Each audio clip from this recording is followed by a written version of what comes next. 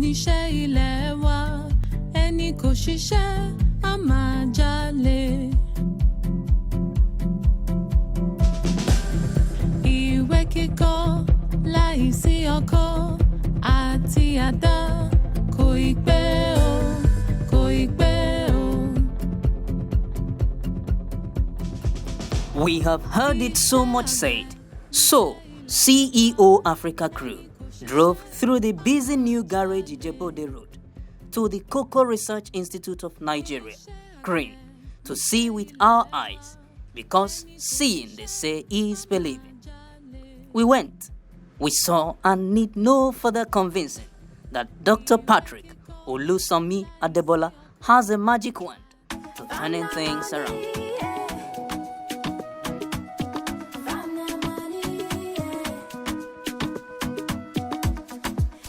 Money they flow, the bank I like they show. Now general enjoyment though. From the money, everything it done better. Poverty don't work out. Now chop like community. Leadership, as some would always say, is a call to service as well as a privilege. What one does with such privilege matters a lot, as that could be a legacy that would outlive one. This surely could have propelled Dr. Patrick Adebola, who was appointed in October 2020 by the federal government as the Executive Director, ED, Cocoa Research Institute of Nigeria, CRIN, to plant his footprints in the sand of time. Prior to his appointment, he had been engaged as a researcher in the institute for more than 2 decades, between 1993 and 2005. Dr. Patrick, just like few men of vision, never allowed the euphoria of celebrations that could have accompanied such honor to becloud his vision and focus. He immediately rolled up his sleeves and hit the ground running. He understood that there was much to be done in order to get the institute back on track, so that it may realize the dream behind its establishment in 1964. The institute was assailed in all fronts. Staff morale was at its ebb due to unsettled welfare issues. Infrastructures were at various stages of decay. To put it bluntly, there was a general atmosphere of industrial disharmony and uncertainty. One is left with no other option than to imagine what the fate of research then could be.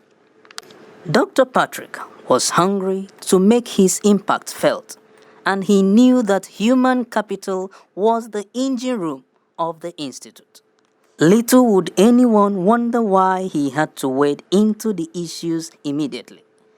The plant geneticist held series of consultations and management meetings where sincere and far-reaching commitments on how to reverse the trend were made.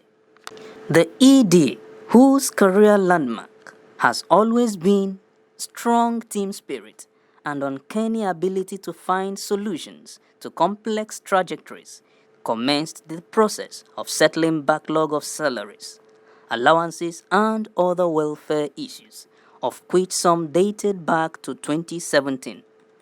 Old staff and pensioners were carried along under the staff first policy. The style has helped in confidence building and has fostered unity among the management and staff. Tell you that as far as this management is concerned, we don't joke with the welfare of staff. We don't joke. And we tried as much as possible, even when it comes to promotion, it's attachment. When I came in, they were owed a lot of arrears. When I calculated it, it's over 60 million being owed to staff. I just took it from 2016 up to date, and most of the arrears have been cleared. Yes. I was not here when the arrears were owed. That is to tell you that I did not joke with the welfare of staff. Training. We've done a lot of training. There is a particular guy, I can't remember his name. He's been here for 27 years. He has never attended single training. So when I came in and he was among the contingent that went for training, he came personally to my office to say, you made this thing happen. So this is 27 years there, nobody ever even thought that I attended any training. So I am not joking with the welfare of staff. Because I've been here before, I know what it takes. I was a union leader, I was vice president of Asuri, and I know what it means. So yeah, welfare of staff is number one priority, because if the staff are not happy, then you will continue to have issues. Safety and security of lives and properties in the Institute was also accorded priority as a part of Human Capital Complete Package. The rising cases of insecurity across the country challenged the CRIN boss to think of the most proactive measures to take. The management embarked on the over 5-kilometer perimeter fencing of CRIN headquarters, in addition to the engagement of over a dozen strong operatives to boost the existing security architecture.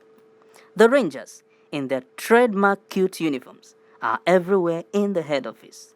The effect of this is happy staff who feel protected in the discharge of their daily duty without fear of intimidation and invasion.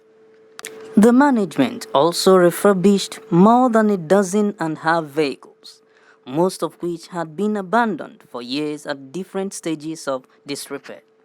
The vehicles are now on the road to ease movement of goods and services.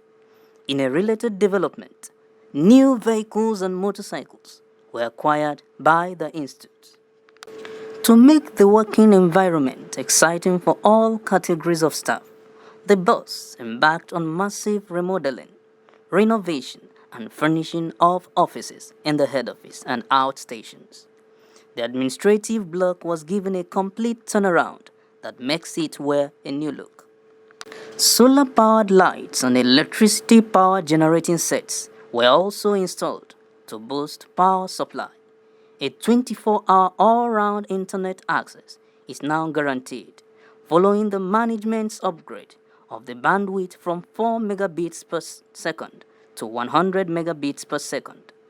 Management has also restored the culture of regular training for all categories of staff. In addition, to boost the performance of its core research mandate, a modern fermenter has been built at the head office. The facility is equipped with modern tools and sets to transform the process of fermentation to meet the internationally acceptable modern standard. Tapping into his international connections, Dr. Adebola sustained the complete construction of Cocoa Flavor Laboratory. When it becomes fully operational, the lab will be a reference point for research in the continent. Cocoa Flavor Lab in 2021, and the lab became very functional in 2021. This is a lab that has been accredited and known to be one of the best cocoa flavor laboratory in Africa. The laboratory is functioning very well, and all our cocoa stakeholders, especially the exporters, the producers, and the processors, can now bring samples of their cocoa beans into our cocoa lab, into our cocoa flavor lab. We run it through our lab, and we'll be able to tell you this is the flavor of the cocoa samples that you send to us. This is very good because the people will export our cocoa beans to also cherish good flavor cocoa. And as time goes on, this our cocoa flavor lab, will be able to certify the cocoa beans sent to us, so that by the time you present your cocoa for selling in the international market, if it comes with our certification, it's possible it will give you what we call a premium on your cocoa beans that we are selling in the international market. So those are some of the achievements that we made in 2021. Coming to infrastructure, apart from the research, which is the core mandate, we're also being able to make a lot of facelifts to many of our infrastructure. The office here and the whole directorate Adebola-led administration received 100% funding from the federal government through the Federal Ministry of Agriculture and Rural Development, which was judiciously and effectively used to achieve its objectives. Most of the vision set for 2021 was 100% accomplished by him and his team. Another outstanding achievement of this administration is their primary mandate of making provision for farmers in terms of giving them good planting materials for their various farming projects.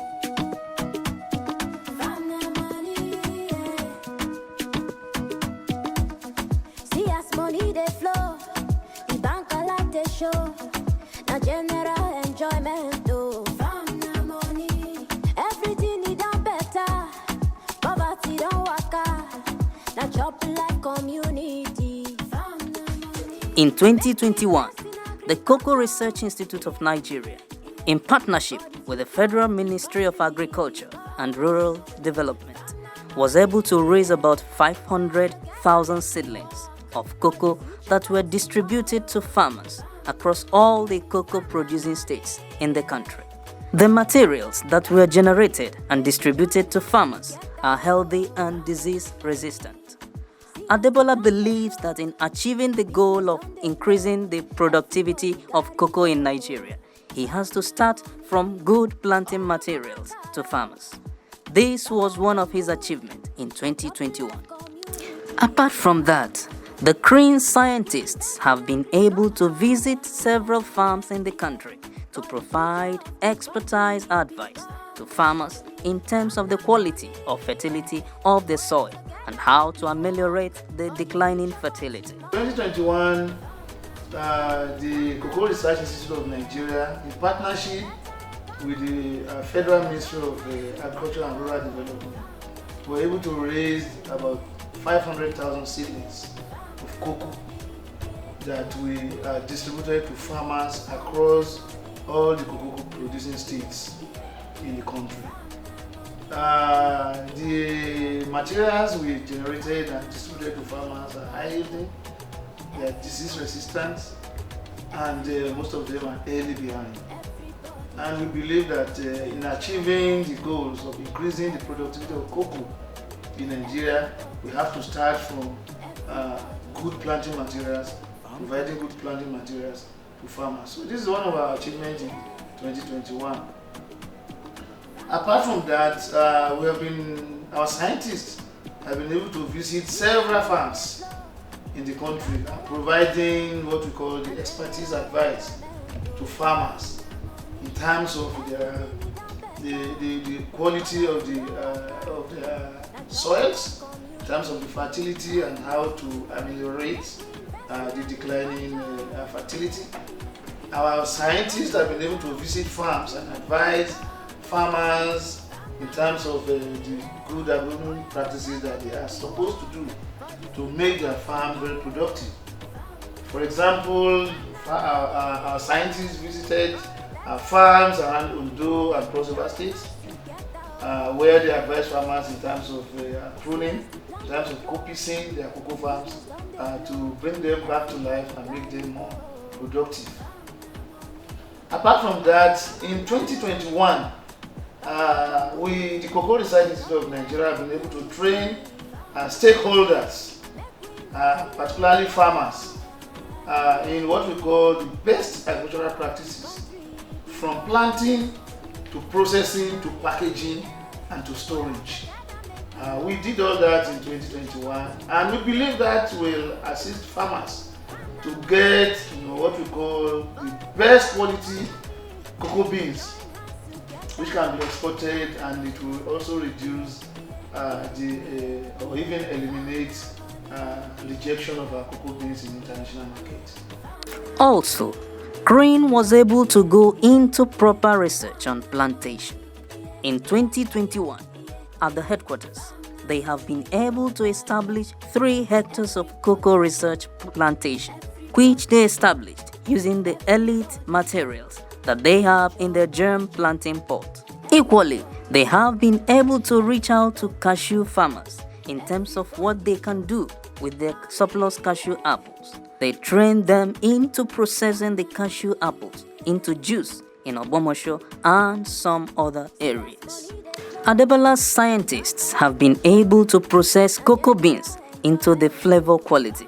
They established the Cocoa Flavor Lab, and the lab became functional in 2021. My scientists have been able to process what we call cocoa beans to be able to determine the flavor quality. We established the Cocoa Flavor Lab in 2021, and the lab became very functional in 2021. This is a lab that has been accredited and known to be one of the best cocoa flavor laboratories in Africa. The laboratory is functioning very well, and all our cocoa stakeholders, especially the exporters, the producers, and the processors, can now bring samples of their cocoa beans into our cocoa lab, to our cocoa flavor lab. We run it through our lab, and we'll be able to tell you this is the flavor of the cocoa samples that you sent to us. This is very good because the people will export our cocoa beans to also cherish good flavor cocoa.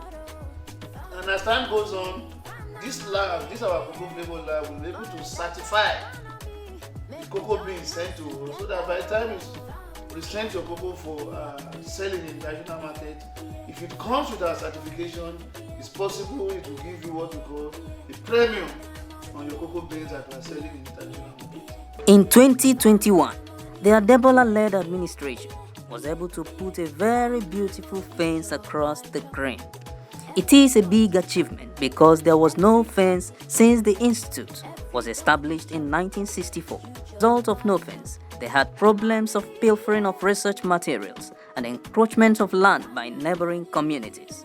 In 2021, we were able to put a fence, a very beautiful, befitting fence for Cocoa Research Institute of Nigeria.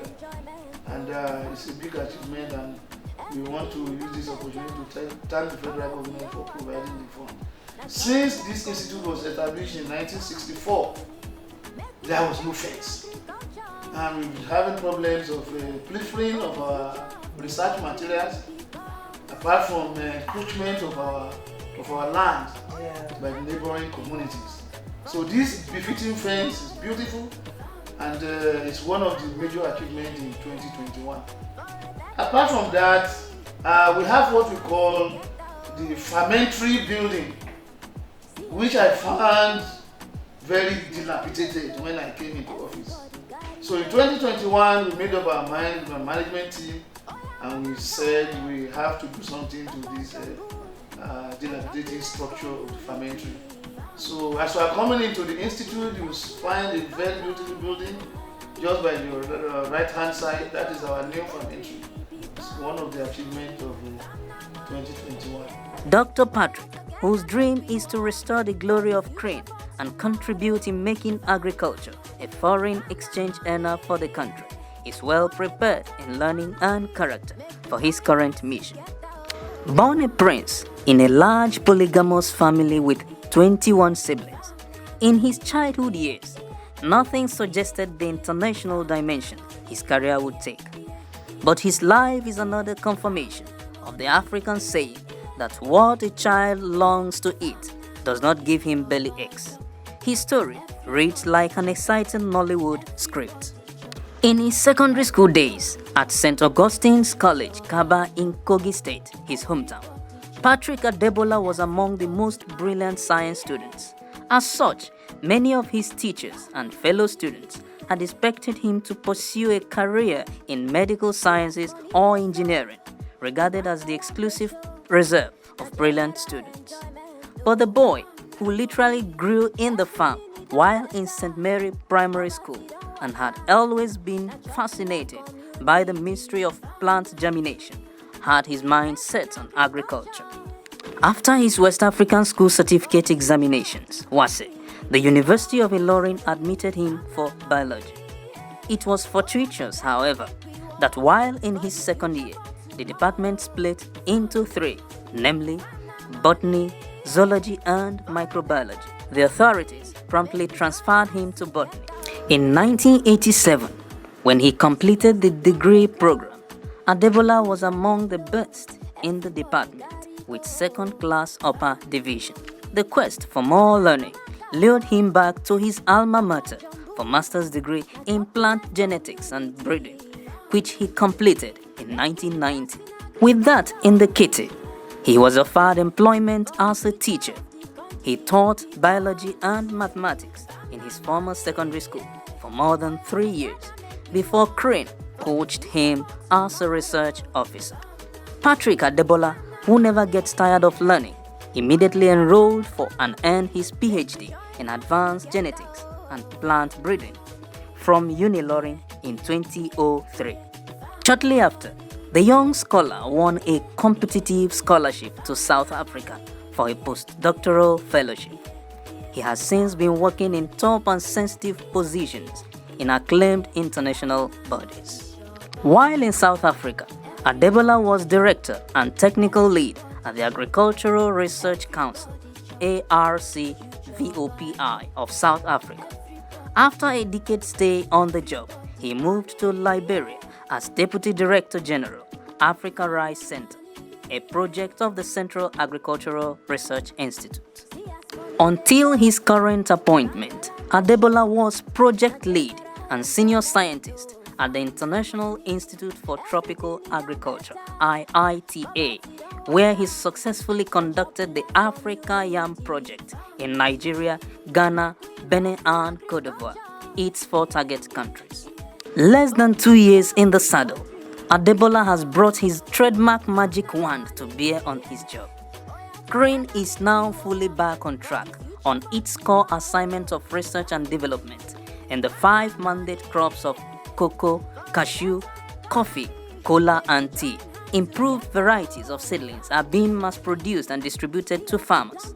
Regular training of farmers and other stakeholders on good agricultural practices, GAP, are also being carried out. However, the Institute is not without challenges in terms of funding. The Institute relies on the federal government for funds, and the visionary Dr. Adebola will always ask for more due to the many things that are still needed to be done. The Institute has about 1,000 members of staff, as well as stations across the 6 geopolitical zones in the country. Each of those stations has members of staff too. The purpose of establishing such stations is to be able to serve farmers in the areas where those substations are located. One of their challenges is additional funding to be able to upgrade their facilities. Those substations are used for raising seedlings and reaching out to farmers at the hinterland. They have scientists that are located there, who the farmers around those areas can reach out to for necessary advice. Hence, they are appealing to the government for more funding to be able to upgrade the facilities in those substations. In addition, there are issues of land encroachment at those substations. The host communities now clamor for compensations, threatening parts of the lands. The Institute is appealing to the government to come in, especially for fencing those substations. Such request shows the passion Dr. Adebola has for the Institute. His vision is not only to make the headquarters enviable, but also to ensure that the wind of development blows at the various stations. Just as an African proverb illustrates, that when a mother is in a place of comfort, she remains restless until she is sure that all her children have become more comfortable than she is herself. Dr. Adebola has demonstrated that he really wants the substations to be of international standard too. Research costs a lot, ranging from power supply, apparatuses, skilled technicians, just to mention few. The epileptic power supply in the country affects the Institute. So it's a major challenge to us. We are appealing to the government to come to our rescue in terms of helping us to provide stable and very good electricity to our institute. Same thing with water. We also need in laboratory. Laboratories need running water, constant running water. We have a dam, but the dam has been moribund and is not been functioning. So these are one of the areas we are appealing to government to intervene and help us to rehabilitate dams. We also have, in terms of infrastructure, some of the equipment in our laboratories are getting obsolete, and we need to replace some of them. Appealing to government to also come to our aid in that regard. Maybe lastly, but not the least, is the issue of the quarters. The institute have both senior staff and junior staff quarters. It was built maybe around the 60s or 70s. Those buildings are very old now, and they are dilapidated. If we have enough funding, it will be my joy to see that all those buildings are put in shape and rehabilitated appropriately. It is often said that however glamorous a man's house is, an old tattered broom within the compound could make a guest detest and disdain such house. The nature of the institute staff quarters could discourage people from other countries from patronizing her world-class research facilities. This is why the director, in his wisdom, draws attention to it too. Dr. Adebola is indeed a regime, having achieved much more with much less resources.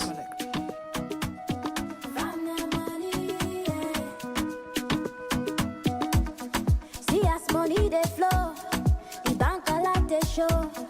Now general